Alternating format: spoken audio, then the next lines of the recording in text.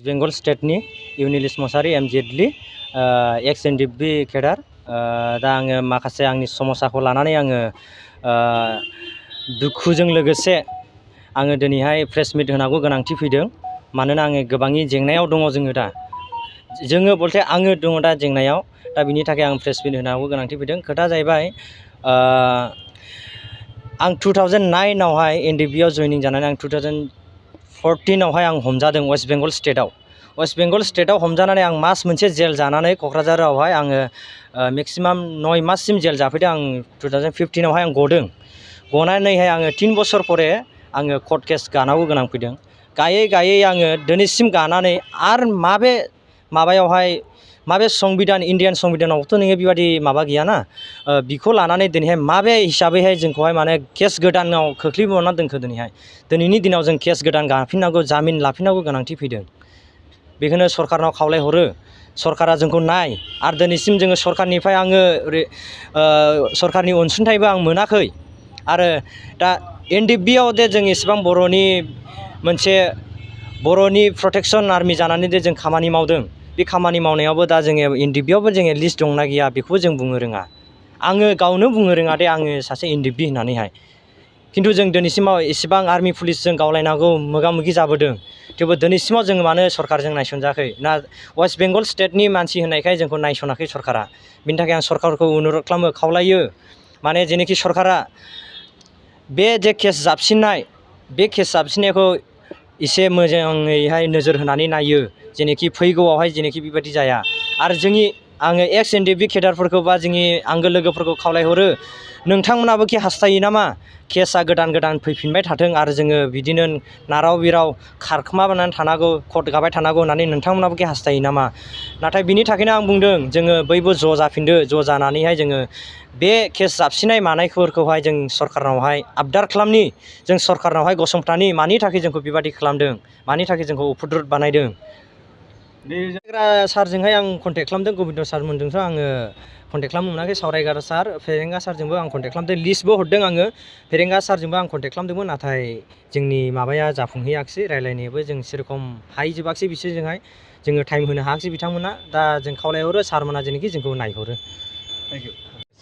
जोंनि बड'लेण्डनि दैदेनगिरिफ्रा गोबाङैनो पलिटिकेलनि दैदेनगिरिफ्रा बुंदोंमोन बिटिआर गोरोबथाजों लोगोसे एनडिएफबिनि केसआबो थांजोबगोन, लोगोसे रिहेबिलिटेसन गासैखौबो मोनजोबगोन।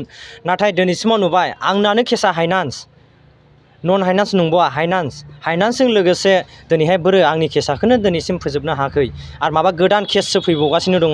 होमब्ला बेबादिब्ला बिसोरनि बुंनायनि गावनि खुगानि जे जबान बेफोरखौ दोननांगौ, बिसोरखौ मानो दोननो रोङाखै दिनै सरकारा? बेखौनो खावलायहरो जोङो, जेनोखि बेबादि दाखालामथों, जेनोखि जोंखौबो नायथों, जोंबो फेमिलि गोनां, जोंनि फेमिलि फारसे जोंखौबो नायहर।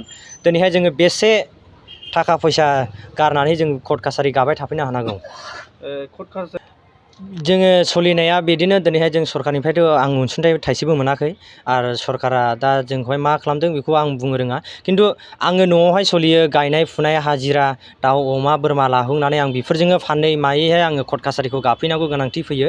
खिन्थु बेसे बेबादि गाबाय थानो हानो? दिनैहाय गोदान केस फैबाय, मास मोनसे उनाव जुदिसा गोदान केस फैयोबा जों मा फाननानै होफैनो? बेसेबां जों गभर्नमेन्टनो थाखा होबाय थाफैनो बेवहाय कर्ट कासारि गाफैबाय थानो? बेबादिथ' सम्भब जाया। होमब्ला बेबादियावहाय जुदिसा जों बायसान्स वारेन्ट थांनानै जों गाफैनो रोङाब्ला, थाखा फैसानि प्रब्लेमाव हमजायोबा, होमबा बिनि दायथ'खौ सोर लानो? आसाम सरकार लानो ना बिटिआर सरकार लानो ना जोंनि दैदेनगिरिफ्रा लानो?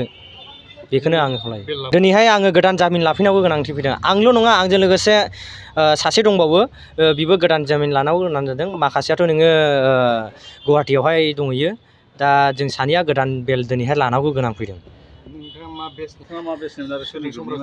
जोंथ' जोबलां सारजोंनो आं गार्डआवहाय दङमोन, मिथिंगा सारमोनजोंहाय। ओमफ्राय दा जोङोथ' गोबाव सम जाबाय, गोबाव सम जानानैहाय दिनैहाय जोंखौहाय नायसना लासै, जोबलां साराबो थैनानै थांबाय।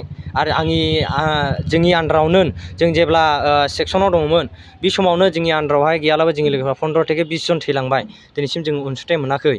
होमब्ला सरकारा जोंखौ नायालासे सोरखौ नायनो सानदों? आं बै समाव खोनादोंमोन गोबां मानसिफोरनोहाय थैनायफोरनो मुंख्लंफोरनो गोबांनि थाखा होगासिनो दङ, अनसुंथाइ हरदों, एक्स एनडिएफबिफोरनो अनसुंथाइ हरदों। बोरो खिन्थु जाय मानसिया अरिजिनेल केडारफोर जानानै दङ बेफोरो जुदि अनसुंथाइ मोनाबा सोरबादिया मोनो? दिनैहाय अनसुंथाइखौ जों लुबैया केसआथ' अन्त'पक्षे जोङो जोबनायनि लामायाव थांनांगौसै बेखौनो आं लुबैयो बेंगल स्टेटनि इउनिलिस मसाहारि एमजिएडलि एक्स एनडिएफबि केडार दा आङो माखासे आंनि समस्याखौ लानानै आङो दुखुजों लोगोसे आङो दिनैहाय प्रेस मिट होनांगौ गोनांथि फैदों मानोना आङो गोबांनि जेंनायाव दङ जोङो बलथे आङो दङ दा जेंनायाव दा बिनि थाखाय आं प्रेस मिट होनांगौ गोनांथि फैदों खोथा जाहैबाय आं 2009 आवहाय एनडिएफबिआव जइनिं जानानै आं 2014 आवहाय आं हमजादों वेस्ट बेंगल स्टेटआव हमजानानै आं मास मोनसे जेल जानानै क'क्राझारावहाय आङो मेक्सिमाम 9 माससिम जेल जाफैदों आं 2015 आवहाय आं गदों गनानैहाय आङो 3 बोसोर परे आङो कर्ट केस गानांगौ गोनां फैदों गायै आङो दिनैसिम गानानै आरो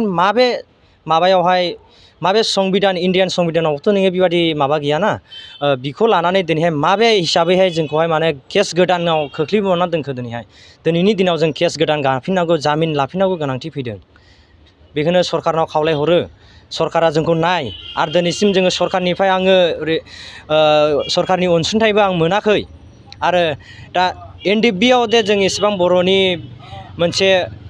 बर'नि प्रटेक्सन आर्मि जानानै दे जों खामानि मावदों बे खामानि मावनायावबो दा जोङो एनडिएफबिआवबो जोङो लिस्ट दंना गैया बेखौबो जों बुंनो रोङा आङो गावनो बुंनो रोङा दे आङो सासे एनडिएफबि होननानैहाय खिन्थु जों दिनैसिमाव इसेबां आर्मि पुलिसजों गावलायनांगौ मोगा मोगि जाबोदों थेवबो दिनैसिमाव जोङो मानो सरकारजों नायसनजायाखै ना वेस्ट बेंगल स्टेटनि मानसि होननायखाय जोंखौ नायसनाखै सरकारा बिनि थाखाय आं सरकारखौ अनुरद खालामो खावलायो माने जेनोखि सरकारा बे जे केस जाबसिननायखौ एसे मोजाङैहाय नोजोर होनानै नायो जेनोखि फैगौआवहाय जेनोखि बेबायदि जाया आरो आङो एक्स एनडिएफबि केडारफोरखौ बा जोंनि आंगो लोगोफोरखौ खावलायहरो नोंथांमोनाबो कि हास्थायो नामा केसआ गोदान फैफिनबाय थाथों आरो जोङो बिदिनो नाराव बिराव खारखोमानानै थानांगौ कर्ट गाबाय थानांगौ होननानै नोंथांमोनाबो कि हास्थायो नामा नाथाय बिनि थाखायनो आं बुंदों जोङो बयबो ज' जाफिनदो ज' जानानैहाय जोङो बे केस जाबसिननाय मानायफोरखौहाय जों सरकारनावहाय आबदार खालामनि जों सरकारनावहाय गसंथानि मानि थाखाय जोंखौ बेबादि खालामदों मानि थाखाय जोंखौ उफुद्रुत बानायदों सारजोंहाय आं कन्टेक्ट खालामदों गबिन्द सारमोनजोंथ' आङो कन्टेक्ट खालामनो मोनाखै सावरायगार सार फेरेंगा सारजोंबो आं कन्टेक्ट खालामदों लिस्टबो हरदों आङो फेरेंगा सारजोंबो आं कन्टेक्ट खालामदोंमोन नाथाय जोंनि माबाया जाफुंहैयाखिसै रायलायनायाबो जों सेरखम हाहैजोबाखिसै बिसोरजोंहाय जोङो टाइम होनो हायाखिसै बिथांमोना दा जों खावलायहरो सारमोना जेनोखि जोंखौ नायहरो जोंनि बड'लेण्डनि दैदेनगिरिफ्रा गोबाङैनो पलिटिकेलनि दैदेनगिरिफ्रा बुंदोंमोन बिटिआर गोरोबथाजों लोगोसे एनडिएफबिनि केसआबो थांजोबगोन लोगोसे रिलेभेसन गासैखौबो मोनजोबगोन नाथाय दिनैसिमाव नुबाय आंनानो केसआ हाइनान्स नन हाइनान्स नंबावा हाइनान्सजों लोगोसे दिनैहाय बोरो आंनि केसखौनो दिनैसिम फोजोबनो हायाखै आरो माबा गोदान केससो फैबावगासिनो दङ होमब्ला बेबादिब्ला बिसोरनि बुंनायनि गावनि खुगानि जे जबान बेफोरखौ दोननांगौ बिसोरखौ मानो दोननो रोङाखै दिनै सरकारा बेखौनो खावलायहरो जोङो जेनोखि बेबादि दाखालामथों जेनोखि जोंखौबो नायथों जोंबो फेमिलि गोनां जोंनि फेमिलि फारसे जोंखौबो नायहर दिनैहाय जोङो बेसे थाखा फैसा गारनानै जों कर्ट कासारि गाबाय थाफैनो हानांगौ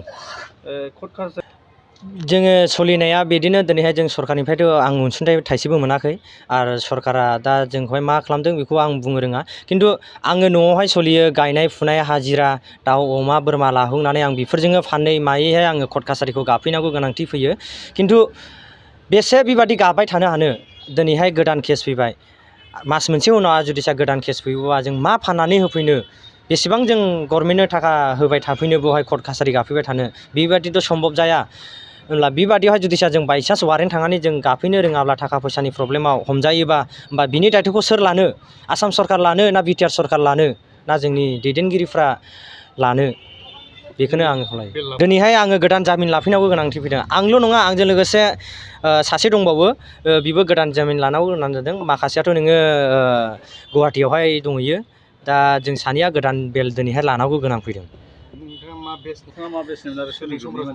जोंथ' जोबलां सारजोंनो आं गार्डआवहाय दङमोन मिथिंगा सारमोनजोंहाय ओमफ्राय दा जोङोथ' गोबाव सम जाबाय गोबाव सम जानानैहाय दिनैहाय जोंखौहाय नायसना लासै जोबलां साराबो थैनानै थांबाय आरो जोंनि आन्दारावनो जों जेब्ला सेक्सनाव दङमोन बे समावनो जोंनि आन्दारावहाय गैयालाबो जोंनि लोगोफ्रा 15 থেকে 20 जन थैलांबाय दिनैसिम जों अनसुंथाइ मोनाखै होमब्ला सरकारा जोंखौ नायालासे सोरखौ नायनो सानदों आं बै समाव खोनादोंमोन गोबां मानसिफोरनोहाय थैनायफोरनो मुंख्लंफोरनो गोबांनि थाखा होगासिनो दङ अनसुंथाइ हरदों एक्स एनडिपिफोरनो अनसुंथाइ हरदों बोरो खिन्थु जाय मानसिया अरिजिनाल केडारफोर जानानै दङ बेफोरो जुदि जों अनसुंथाइ मोनाबा सोरबादिया मोनो दिनै अनसुंथाइखौ आं जों लुबैया केसाथ' अन्तन्त' पके जोङो जोबनायनि लामायाव थांनांगौसै बेखौनो आं लुबैयो सारजोंहाय आं कन्टेक्ट खालामदों गबिन्द सारमोनजोंथ' आङो कन्टेक्ट खालामनो मोनाखै सावरायगार सार फेरेंगा सारजोंबो आं कन्टेक्ट खालामदों लिस्टबो हरदों आङो फेरेंगा सारजोंबो आं कन्टेक्ट खालामदोंमोन नाथाय जोंनि माबाया जाफुंहैयाखिसै रायलायनायाबो जों सेरखम हाहैजोबाखिसै बिसोरजोंहाय